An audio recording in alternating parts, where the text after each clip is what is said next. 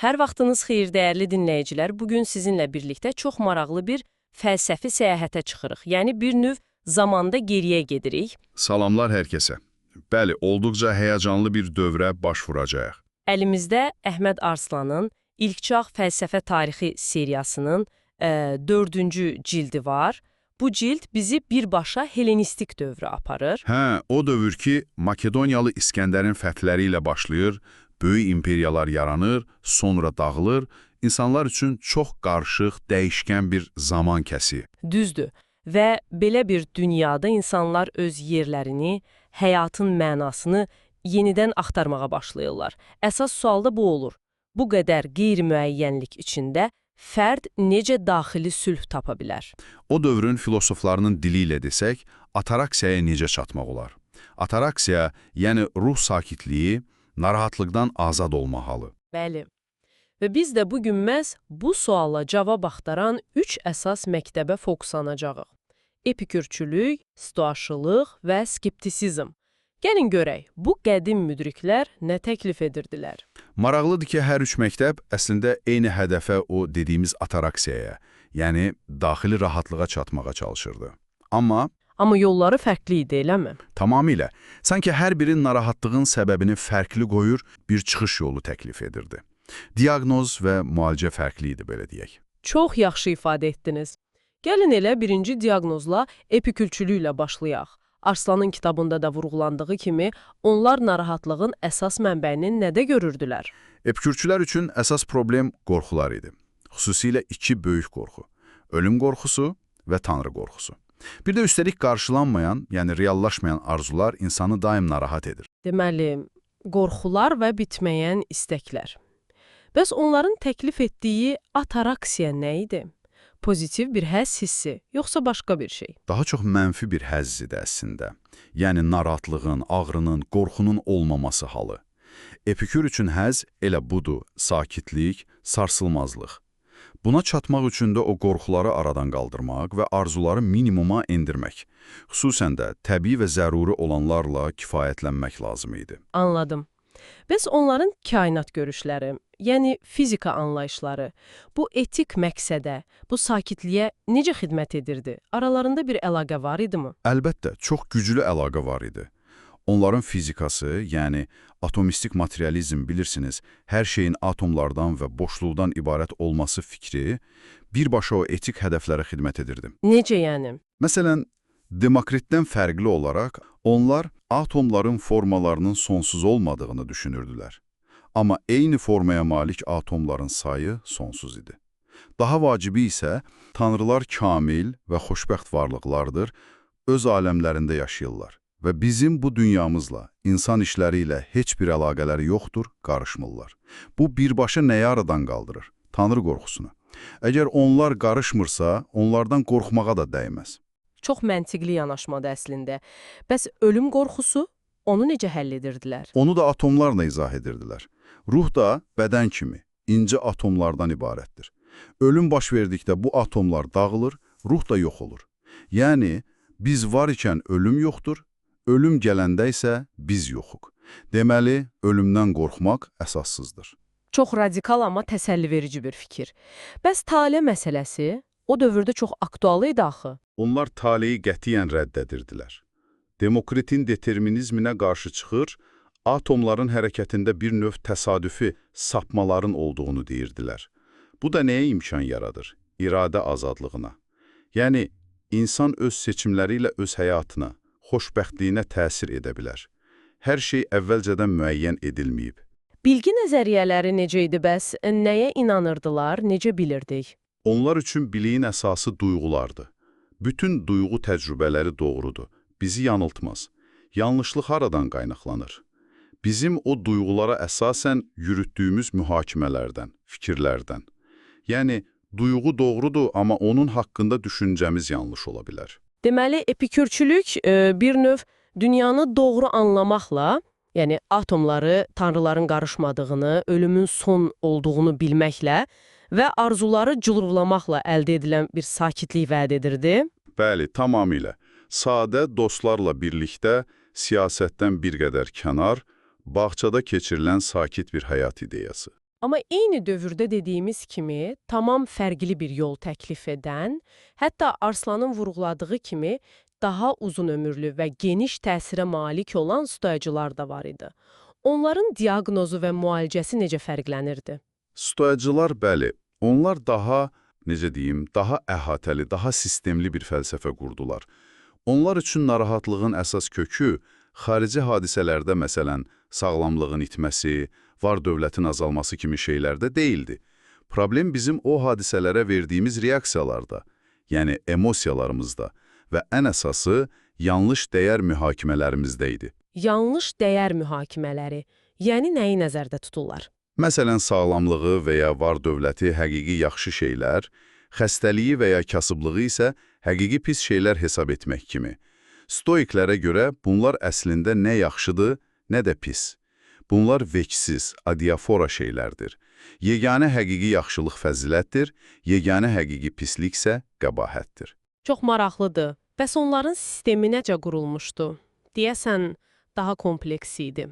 Hə, onların sistemi 3 hissədən ibarət idi və bu hissələr bir-birlə sıx bağlı idi. Məntiq, fizika və etika. Arslan bunu gözəl izah edir, fizika onların etikası üçün bir zəmin yaradırdı. Epikürçülərin atomizmindən fərqli olaraq. Onların fizikası panteist idi. Yəni, Tanrı hər şeydədir, hər şey Tanrıdır. Kainat vahid, canlı, ağıllı bir orqanizmdir. Və bu orqanizm hər şeyə nüfuz edən ilahi bir prinsip, logos və ya pneuma, isti nəfəs tərəfindən idarə olunur. Və bu idarə etmə necə baş verirdi? Qanuna uyğunluq var idimi? Bəli, həm də çox sərt bir qanuna uyğunluq. Hər şey müəyyən bir tale, yəni kosmik qanun, logos ilə baş verir. Hər hadisə əvvəlki səbəblərin zəruri nəticəsidir. Hətta əbədi dönüşlər nəzəriyyəsi də var idi. Yəni, kainat müəyyən dövrlərdən sonra tamamilə eyni şəkildə təkrarlanır. Tipi ilə necə əlaqələnirdi? Axı tale varsa insanın rolu nədir? Bax, əla sualdır. Məhz burada stoik etikasının incəliyi ortaya çıxır. Təbiətə uyğun yaşamaq, elə kainatı idarə edən bu rasional qanuna, bu logosa, bu taleyə uyğun yaşamaq deməkdir. Azadlıq isə bu taleyi dərk edib, onu könüllü olaraq qəbul etməkdədir. Epiktet deyirdi axı, sənin başına gələnləri dəyişə bilməzsən, amma onlara münasibətini dəyişə bilərsən. Yəni, əsas məsələ fəzilətli olmaqdır. Tam olaraq. Çünki yalnız fəzilət, ədalət, müdriklik, cəsarət, mötədillik, həqiqi yaxşılıqdır və bu tamamilə bizim öz iradəmizdən, seçimlərimizdən asılıdır. Xarici şeylər, sağlamlıq, var dövlət, şöhrət, hətta həyatın özü, bunlar bizim nəzarətimizdə deyil və onlara qarşı bir növ emosional laqeydlik, yəni apateya, ehtirassızlıq halına çatmaq lazımdır. Apateya. Bu hissiz olmaq deməkdir. Yox, hissiz olmaq deyil. Daha çox dağıdıcı emosiyalardan qorxu, həddindən artıq kədər, paxıllıq, həddindən artıq sevincdən azad olmaqdır. Məqsəd, xarici hadisələrin sənin daxili sülhünü, mənəvi tarazlığını pozmasına imkan verməməkdir. Sakitcə qəbul etmək. Dünya vətəndaşlığı ideyası da buradan gəlir. Bəli, kosmopolitizm. Əgər bütün kainat vahid bir logos tərəfindən idarə olunursa və bütün insanlar bu logosdan pay alıbsa, yəni ağıl sahibidirlərsə, deməli bütün insanlar qardaşdır və hamımız vahid bir dünya dövlətinin vətəndaşlarıyıq. Bu da ictimai vəzifələrə, ədalətə önəm vermələrinə səbəb olurdu. Mənbələr haqqında da qısa məlumat verək. Bu fikirlər bizə necə gəlib çatıb? Erkən stoacılar Zenon, Kleantes, Xrizippos kimi onların öz əsərləri təəssüf ki, çox az qalıb. Onlar haqqında məlumatları əsasən Diogenes Laertius kimi sonraki yazarlardan, doksoqraflardan alırıq. Amma xoşbəxtlikdən Roma dövrü stoacılarının Seneca, Epiktet və hətta İmperator Mark Avrelinin öz əsərləri günümüzə qədər gəlib çatıb və bu fəlsəfəni daha yaxından tanımağa imkan verir. Deməli, stoacılar kainatın nizamına, logosa güvənərək, fəziləti əsas tutaraq və öz reaksiyalarımızı idarə edərək daxili sülhə çatmağı təklif edirdilər. Çox güclü bir sistemdir. Amma bəs hər hansı bir qəti biliyə, belə bir kosmosa dair əminliyə şübhə ilə yanaşanlar necə? Skeptiklər, Onların ataraksiyaya gedən yolu necə idi? Skeptiklər isə tamamilə fərqli bir nöqtədən başlayırdılar. Onlar üçün narahatlığın əsas səbəbi elə iddiaların özündə idi. Yəni bir şeyin həqiqətən necə olduğu barədə qəti mühakimələr yürütmək cəhdində. Necə yəni? Onlara görə demək olar ki, hər hansı bir iddia irəli sürəndə, onun əksini də eyni dərəcədə güclü dəlillərlə əsaslandırmaq mümkündür. Məsələn, bal şirindir deyirsən, amma xəstə adama acı gələ bilər. Ya da fərqli heyvanlar dünyanı tamam başqa cür qavrayır. Bu qarşı-qarşıya duran, bərabər gücdə olan argumentlər, onlar buna aisosteniya deyirdilər, insanı qərarsız qoyur, həqiqəti tapa bilməmək hissi isə narahatlıq yaradır. Bəs çıxış yolu nə təklif edirdilər? Çıxış yolu epoxa idi. Yəni, mühakimədən çəkinmək, hökm verməmək. Əgər bir şeyin həqiqətən doğru və ya yanlış olduğunu qətiyyətlə bilə bilmiriksə, o zaman ən yaxşısı heç bir qəti fikir bildirməməkdir. Beləcə yanılma qorxusundan, mübahisələrin yaratdığı stressdən, o dogmatik əminliyin gətirdiyi gərginlikdən azad olursan. Və bu mühakimədən çəkinmə halı özü ilə bir sakitlik, bir ataraksiya gətirir. 10 trop, yəni 10 əsas argument. Məsələn, fərqli canlıların dünyanı fərqli qavraması, insanların öz aralarında fərqli qavrayışlara malik olması, duyğu orqanlarımızın fərqliliyi, içində olduğumuz şəraitin, məsələn, sağlam və ya xəstə, ayıq və ya sərxoş olmağımızın, qavrayışımıza təsiri, şeylərin məsafədən və ya mövqeydən asılı olaraq fərqli görünməsi, adətlər, qanunlar. Bütün bunlar göstərir ki, bizim qavrayışımız və mühakimələrimiz nə qədər subyektiv və nisbidir. 8-ci argumenti elə hər şeyin nisbi olduğunu vurğuluyurdu. Amma bu çox radikal deyilmi? Yəni, heç bir şey haqqında hökm verməmək, bu gündəlik həyatda tam bir fəaliyyətsizlik demək olmaz ki. İnsan necə yaşaya bilər belə? Məsələn, yemək seçərkən, təhlükədən qaçarkən. Çox yerində sualdır. Bu, skeptizmə qarşı həmişə irəli sürülən bir etiraz olub. Amma skeptiklər də əlbəttə gündəlik həyatlarını yaşayırdılar. Onlar deyirdilər ki, biz mütləq həqiqəti bilməsək də, praktik həyatda görünüşlərə, fenomenə, yəni şeylərin bizə necə göründüyünə əsaslanaraq hərəkət edə bilərik. Məsələn, bir qayanın üstümüzə düşdüyünü görürəmsə, onun həqiqətən düşüb-düşmədiyinə dair metafizik mühakimədən çəkinə bilərəm, amma görünüşə əsasən kənara çəkilərəm. Aha, yəni praktikada görünüşlərə uymaq. Bəli. Və ya daha sonraki akademik skeptisizmin nümayəndəsi Karniadesin dediyi kimi, olasılığa, topitanın əsaslanmaq. Yəni, mütləq əminlik olmasa da, bəzi fikirlər digərlərindən daha inandırıcı, daha olasılıqlı, daha məntiqli görünə bilər. Biz də gündəlik qərarlarımızı bu ən olasılıqlı görünənə əsasən verə bilərik. Əsas məsələ odur ki, bunun mütləq həqiqət olduğunu iddia etməyək, hər zaman şübhə payı saxlayaq. Deməli, skeptiklər üçün ataraksiya bir növ intellektual təvazökarlıqdan, hər şeyi bilmə iddiamızdan əl çəkməkdən gələn bir rahatlıq idi.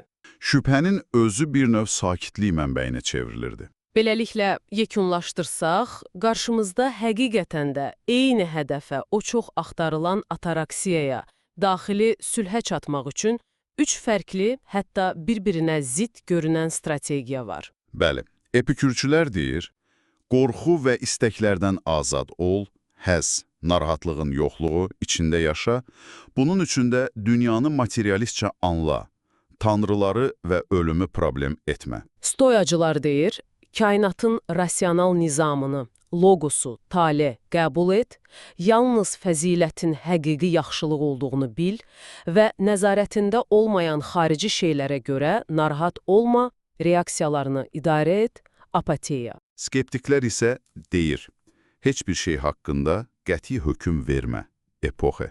Çünki mütləq biliyə çatmaq mümkün deyil. Bu mühakimədən çəkinmə halı səni narahatlıqdan qurtaracaq. Praktikada isə görünüşlərə və ya olasılığa əsaslan. Onların tanrı, cəmiyyət kimi məsələlərə münasibətləri də bu əsas strategiyalarına uyğun fərqlənirdi deyəsən? Qısaca desək, epikürçülər tanrıların qarışmadığını deyib, daha çox kiçik dost çevrələrində, cəmiyyətdən bir qədər kənar yaşamaq üstün tuturdular. Stoacılar tanrının logosun hər yerdə olduğunu düşünüb, ictimai vəzifələri, dünya vətəndaşlığını vacib sayırdılar. Skeptiklər isə tanrılar ruhun ölməzliyi kimi metafizik məsələlər haqqında da qəti hökm verməkdən çəkinirdilər, bilmirik deyirdilər. Amma bütün bu fərqlərə baxmayaraq sanki bir ortaq cəhət də var idi, elə deyilmi? Məncə var idi, bəli. Hamısı bir şəkildə fərdin daxili gücünə, insanın öz xoşbəxtliyinin açarının əsasən öz içində olduğuna inanırdı. Xoşbəxtlik xarici şərtlərdən, var-dövlət, status, hətta sağlamlıq tam aslı deyildi, daha çox bizim dünyaya baxışımızdan, dəyərlərimizdən, reaksiyalarımızdan və ya mühakimələrimizdən asılı idi. Bu, Hellenistik fəlsəfənin bəlkə də ən önəmli mesajıdır. Çox dərin və düşündürücü bir təhlil oldu. Bugün Əhməd Arslanın əsəri işığında Hellenistik dövrün bu üç böyük məktəbinin, epikurçuluq, stoacılıq və skeptisizmin əsas ideyalarına, onların daxili sülh axtarışındakı fərqli yollarına toxunduq. Və bəlkə də dinləyicilərimizin də üzərində düşünməsi üçün bir sual ortaya ataq. Görəsən, bu qədim fəlsəfi məktəblərin təklif etdiyi bu strategiyalar, yəni istər narahatlığın yoxluğuna fokuslanan həzz axtarışı, istər dəyişməz fəzilət və təbiətə uyğunluq axtarışı, istərsə də hər şeyə tənqidi şübhə ilə yanaşaraq hökmdən çəkinmək, bizim bugün yaşadığımız çox sürətli, çox vaxt xaotik və stresslə dolu, müasir dünyada qarşılaşdığımız narahatlıqlarla başa çıxmaqda bizə nə dərəcədə kömək edə bilər? Həqiqətən də düşündürücü sualdır. Bu strategiyaların hansısa elementləri, bəlkə də müəyyən uyğunlaşdırmalarla bugün də bizim üçün aktual, faydalı ola bilərmi? Üzərində düşünməyə dəyər. Məncə də. Hər birinin özündə müəyyən bir müdriklik var. Bu maraqlı söhbət üçün çox təşəkkür edirəm. Ümid edirəm ki, dinləyicilərimiz üçün də faydalı və düşündürücü oldu. Əgər bu dərin təhlil sizin üçün maraqlı oldusa və Zehin Podda bu kimi mövzuların davamını görmək istəyirsinizsə, o zaman kanalımıza abunə olmağı və bu bölümü bəyənməyi unutmayın. Fikirlərinizi də şərhlərdə bölüşə bilərsiniz. Bəli, sizin rəyləriniz bizim üçün çox dəyərlidir. Növbəti dərin təhlillərdə görüşənədək sağ olun. Sağ olun.